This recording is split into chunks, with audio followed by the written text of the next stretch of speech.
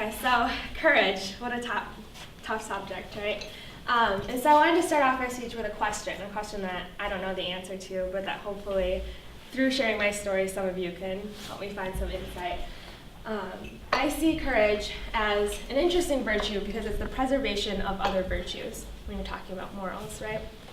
So, courage is acting in a way that reflects these other virtues. So I'm going to strive to be honest, I'm going to strive to be just, and strive to be fair. So with that in mind, do you have to have convictions of morals, and do you have to know how to do the right thing to be courageous? And so I think that's something that I still struggle with because I don't feel like I know, right? I don't know the answers to what's right. And so I wanted to take you back to when I grew up. I was always told, obey your elders. Do the right thing by following what people tell you to do. And I grew up in China, and when I moved here with my real birth parents, I entered into an abusive situation. And, with my upbringing and my idea of what was right, it was very hard to leave. But eventually I did. And when I left home, I think at that point, I didn't have a clear idea of who I was, especially as a moral person, right? Because I had just now abandoned this idea of filial piety and, respecting your elders. And I had abandoned, these people who had cared for me, for at least in substance, right? So they gave me a place to live, they gave me food.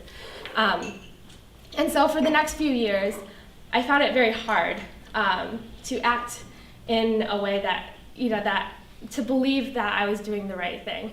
And so, my actions were timid, and I couldn't speak up for myself, much less for anyone else. And so I don't even know if I have much of a story to share with you in those 2 years, because honestly, all I did was follow the steps to go to college, try to, volunteer and do the things, perhaps not even with the right intention. Right, so in those years, I found that I was not courageous, and I didn't do anything. And I avoided conflict, avoided it like, the plague, like I would run in the other direction.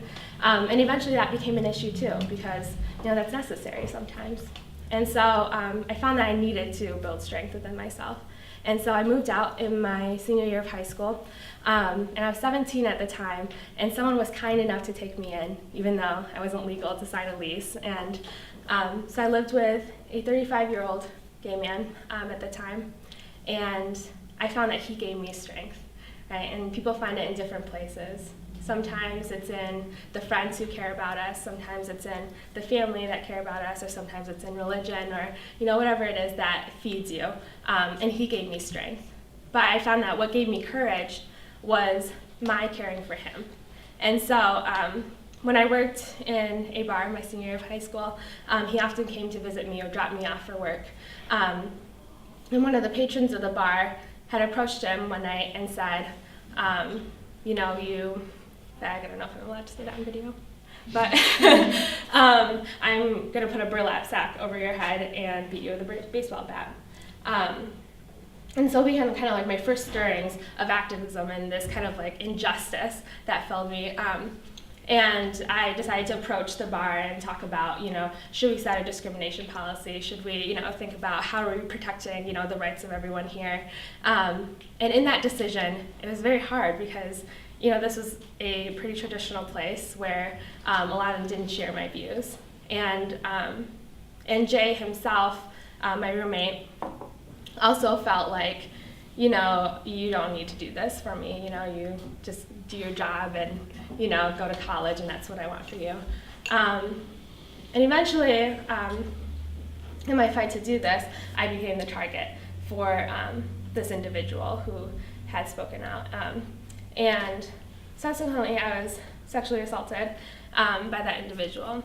And so when I look back, I don't know if that decision to pursue, this discrimination policy and things like that was courage, because I think that was done out of like this emotional, force that, led me to that decision. But I think what is courage is every decision that follows that, right? Every decision to keep doing, what I believe is right, even when I know that the consequences aren't necessarily always rewarding, right? So even though I felt like I was doing the right thing, I didn't feel that rush of pleasure always at having done, what's right or what's, and I'm still not sure, right? Because then my relationship with Jay ended up deteriorating to an extent because, then he felt guilty because I had done this and this was the consequence for me. And so, I think courage isn't easy because often we know that it's painful, like, Gleaves said, and we know that it hurts. But I think real courage is continuing to strive and make those decisions knowing that that's a possibility and knowing that there's a world of uncertainty when you open those doors and say, I'm going to try and strive for these virtues and strive to be a better person and help others. So I wanted to keep my presentation short because I really wanted to hear your input on, do you think that you have to have a solid feeling of what the right thing to do is to be courageous? Because for me, I don't think that that's necessary. For me, I think it's looking at someone else and saying, I'm going to try to do what's right so that, the people I care about are cared for, and that, as few people are harmed as possible. And so, I don't know, I guess I'll open the floor up if that's okay. Absolutely.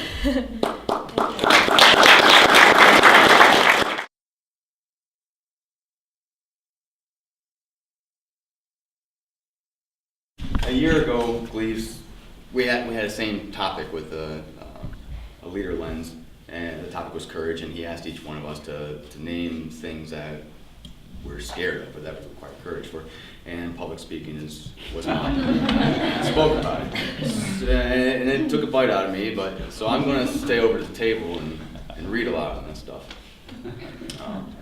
But it's something I really want to convey to today. And a lot of the conversation is really leading into it well. So I decided that I should speak publicly because I knew I needed practice. I wasn't very good at it, I didn't like it, and I've learned in my life that when you approach these things that scare you, you grow. And that it sucks, but you get through it and you come out a better person in a way. And it's that tension that I want to talk about. It's that uncertainty, that fear, that I want to be talking about. About a month ago, Heidi and Signy and Darius and I had an opportunity to listen and speak with Madeline Albright. And there's a Q&A session, and there's some students there. A young student asked her, do you ever get scared of public speaking? And she said, no, I don't. So I've been doing it for so long that I have no problem whatsoever. And you can tell she was just very, very comfortable up there. And she was fun to listen to too. But for me, it's much different. So the point I want to make is that courage is not in the act itself, but it has something to do inside you. It's an internal commitment. It's a choice to confront and overcome something that's producing that tension or the uncertainty. And what may require courage for one person will not require courage for another. And I'm going to be speaking a little fast because I don't want to take any time from anyone else, so I apologize. One of my favorite quotes comes from the philosopher Kierkegaard.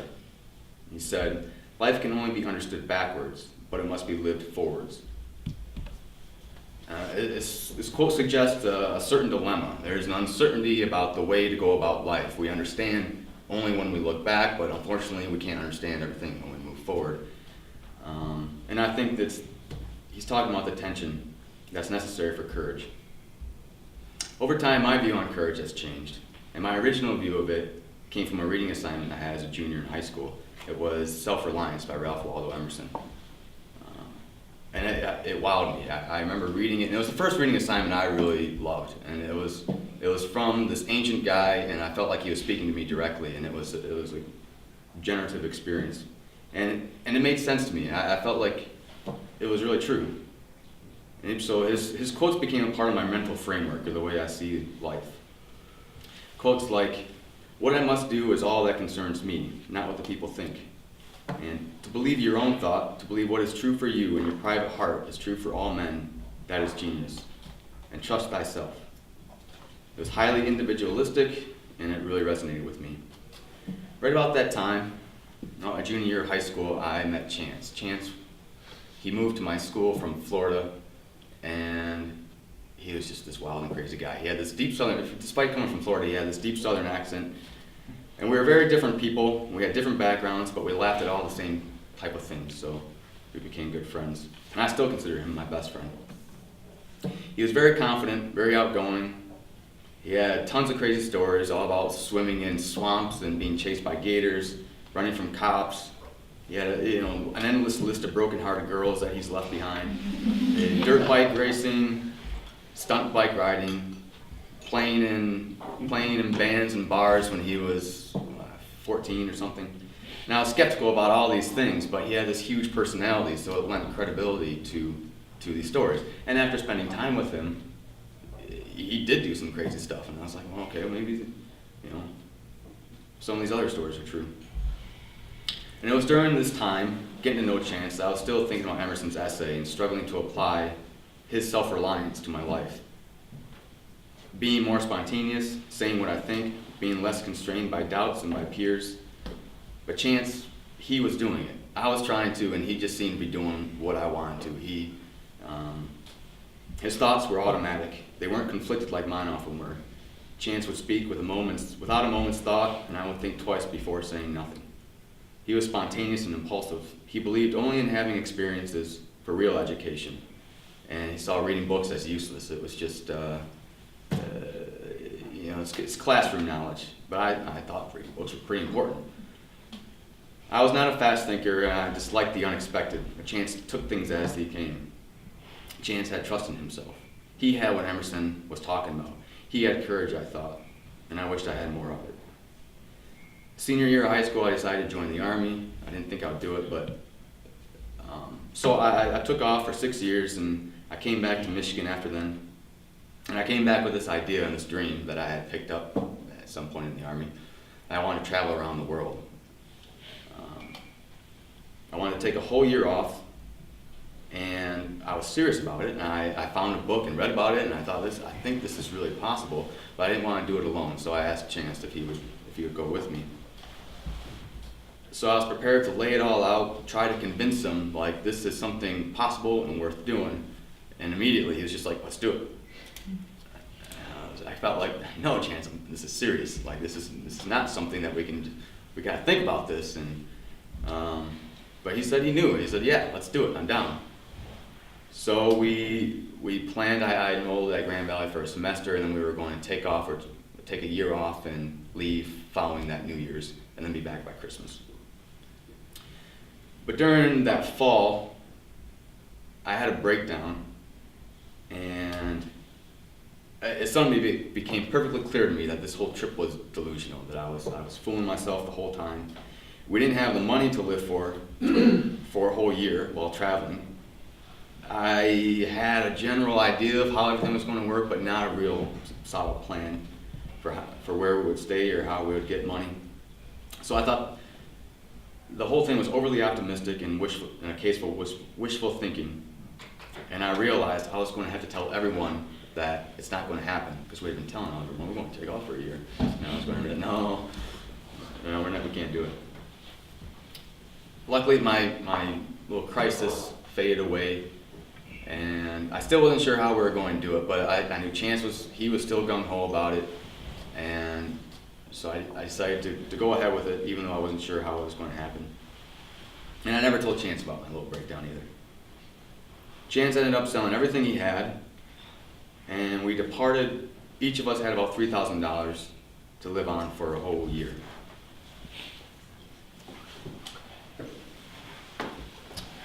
So I designed this entire trip, but Chance in a way gave it fuel. He's the one that really kind of pushed me along. Like I set it down, but he was like, good idea, let's do it.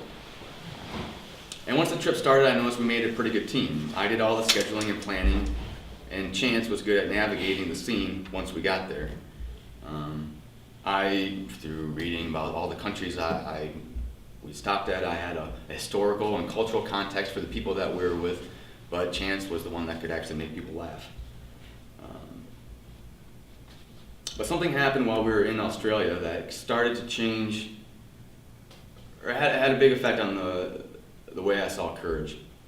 I was just walking around. We lived in Brisbane for 3 months, and I was walking down the streets, and I saw a flyer posted on a telephone pole talking about the war in Afghanistan and why it's not a good war. And I had just come from Afghanistan. So I thought, well, I disagree. And it'll be interesting to find out what these people are saying. So I showed up. Now my job in the Army was talking to Afghans. It was human intelligence. So I would go out and I would find out what's the situation, where's the enemy, by simply talking to people. So I knew Afghans pretty well. I kind of understood their situation. I knew the dilemma they were stuck in, and I knew, for one thing, that they hated the Taliban. They were unsure of us. They liked us at first, but then they weren't sure if we could actually do what we said we were going to do. So they weren't sure if they should trust us or not. But I knew one thing: they hated the Taliban, and they wanted the Taliban gone. It's just this whole democracy they're a little uncertain about. And I had struggled myself with this idea: is this war good? Is this really? I mean, should I believe what my commanders are telling me? Like, we're fighting for the freedom, because you're exposed to a lot of media and everything else that's going on, and all the other questions. And I'm not one to shy away from that. I want to find out: is this a good war? So I had thought a lot about it. So when I went in, not to crash their party, but to deliver a personal perspective of mine that I knew they didn't have, and it's kind of unique, and to also give my thoughts on the situation. So they gave their presentation, and then I raised my hand, and I told them who I was and what I thought and felt, and finished. And then the whole room, which is not very big, it's actually less people than here. About half of them, it seemed like, all raised their hand, and they all told me something that I didn't know about, how terrible Afghanistan is. And I heard them, and it wasn't even a direct response to what I said, but I was listening, and towards the end I wanted to reply to a lot of what they said, and I raised my hand again, and they said, sorry, we got to keep moving. And I thought, well, that sucks, but I said what I wanted to say. And I even hung out with them afterwards. We all went out to the bar, and no one would even talk to me. No one would even come up and ask me any questions,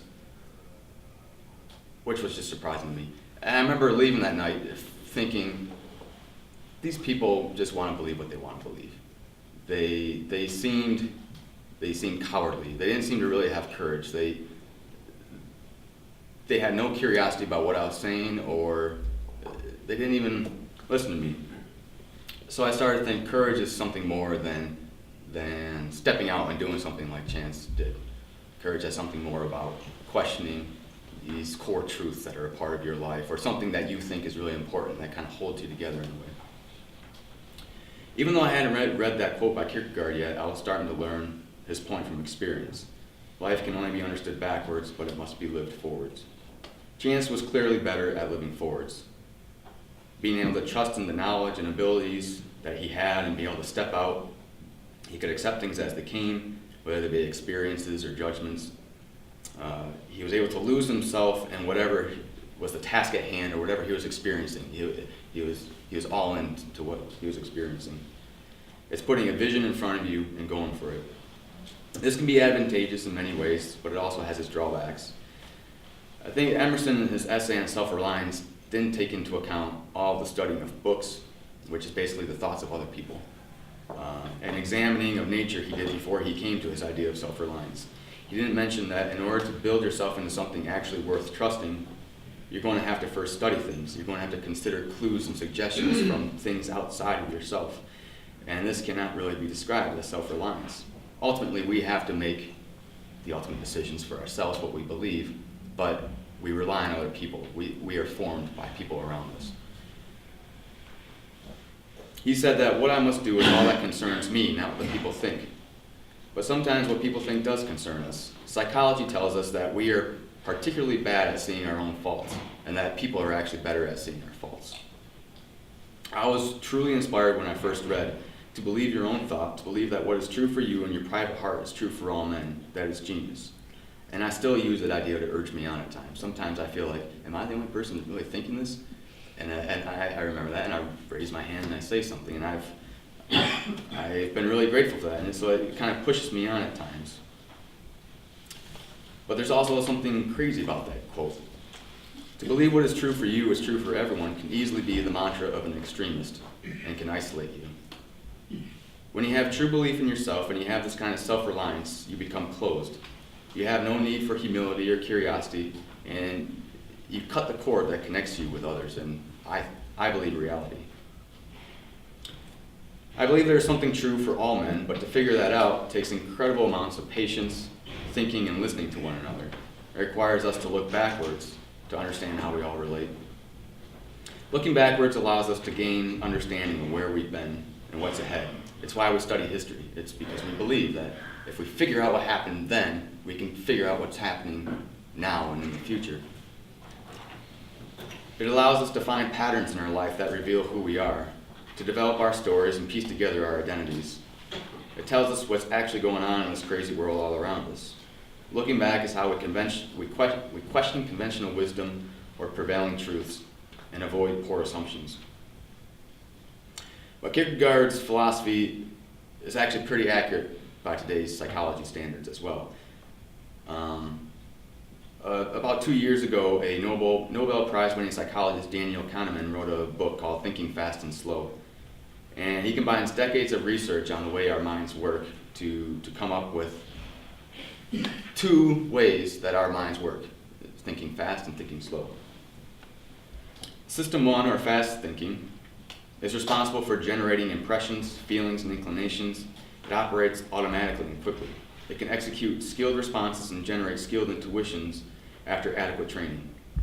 But it also neglects ambiguity and suppresses doubt.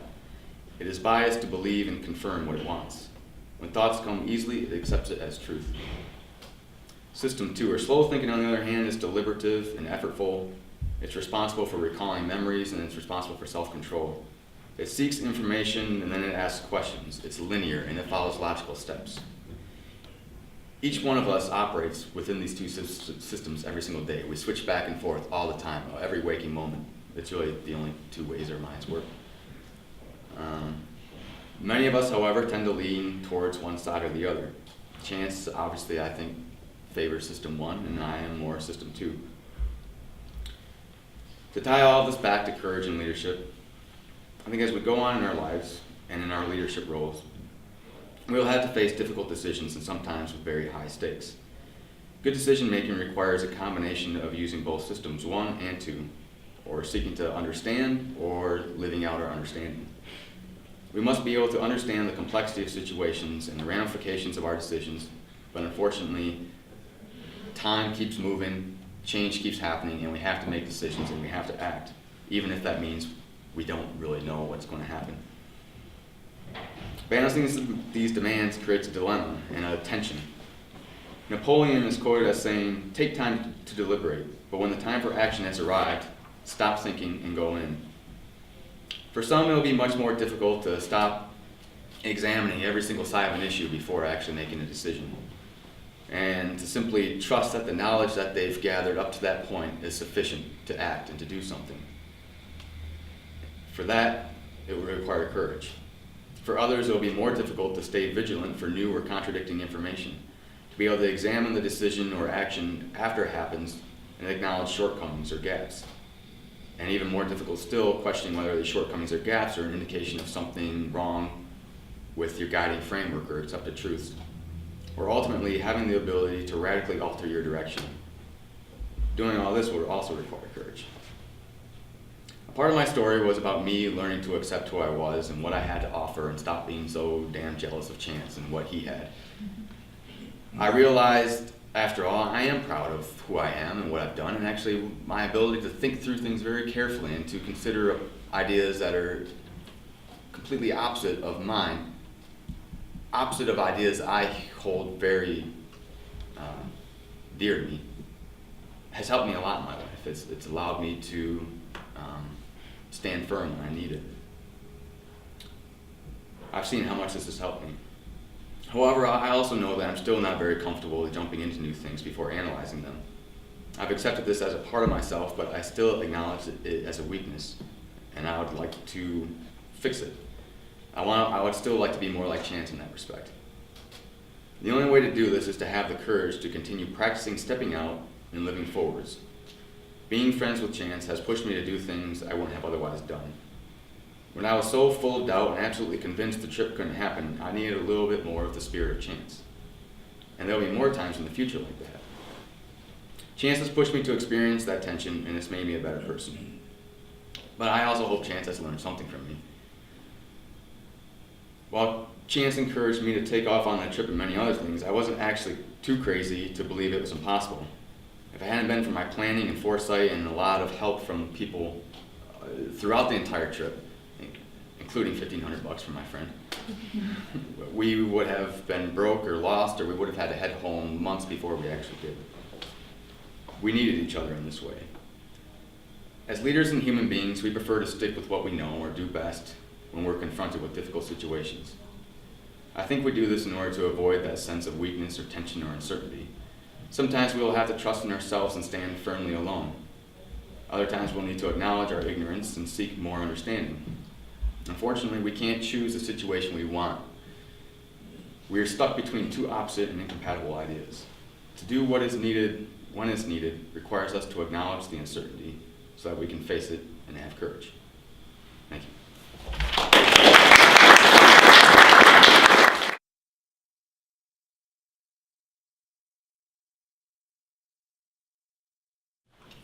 It's a pleasure to be here to be able to speak with you today. And I've been given the daunting task to speak about courage third after those two previous speeches. And it was actually not long ago, 12 or so less hours, that I decided to throw out my original plan that I had spoken with Mr. Whitney about. I said to speak about the injuries I suffered and overcoming them and going to law school and somehow reinventing myself as a student would be trite and superficial in light of what we've spoken about here today. And that really hit me yesterday as I was leaving the Honors College. And a young man wheeled himself through those doors. And I said, my injuries are nothing. I know not of my courage, but I see it in others. And that is the appreciation of courage. That is why we value it as a virtue. Because we see it in the best of us, and we believe in it. It's a good thing. We spoke about that. When do we call it courage? When we believe in it, when we agree with it, when it's the right thing to do. And that's why it's wonderful, and that's why we have to keep it in mind. Today I'm sitting here with a few of you, 20 or so, and the point of this academy is we're the future leaders. This community, maybe this state, maybe the region, maybe this country. Who knows? But it's guaranteed, eventually we will be poised with a great amount of responsibility. And it will be charged with courage. And it will take courage in ourselves to have the belief that we can succeed and do better, but at the same time, it will take courage to see it in others. The small amounts of courage. So, I was going to start with this. I'm sorry if I'm emotional. I didn't think I was going to be the guy to break down up here. I really didn't. Usually pretty good at this stuff. I want to be a lawyer. Can you imagine? This is my client and I'm bawling. Like, I don't think, Johnny Cochran never cried. Like, this is terrible. I hope Michigan State doesn't get a hold of this. All right. So these rings, championship rings. Got 4 of them. Keep them in this little pouch in a drawer. It's a national championship ring. It's a state championship ring. And this one is I believe, that's a bowl game championship. Outback Bowl, Tennessee. Beat Wisconsin. This one, though, is special. And it's the cheapest one. Doesn't have any diamonds. Simple. It's my All-American ring. Told me I was one of the best. That I could do it. That I could make it as a player. But that got stripped away from me. And that's okay. I can accept that. Because I I had the ability and the opportunity to move on and do other things and make a difference in a different way, in a different light, and strive for it. Other people don't have that opportunity. Other people don't have that opportunity. But I do. So I have to have the courage to embrace it fully and entirely and absolutely. Realizing the responsibility and the weight it puts on my shoulders because it is my own. No one else's. I don't owe it to anyone else but myself. It's my life. People say, what made you leave football? You played injured for 3 years. Why couldn't you play for a couple more injured? And I said, I didn't want to live a life of quiet desperation. I wanted to make it my own. I wanted to make it full. And leaving the norm path for me was my athletics. Leaving the norm was a leap of faith. I guarantee you, one day you will take that same leap of faith, if you already have it. It's something you believe in, something you hope for. And when you do it, enjoy the fall, because you'll enjoy the climb after even more. Thank you very much. Appreciate it.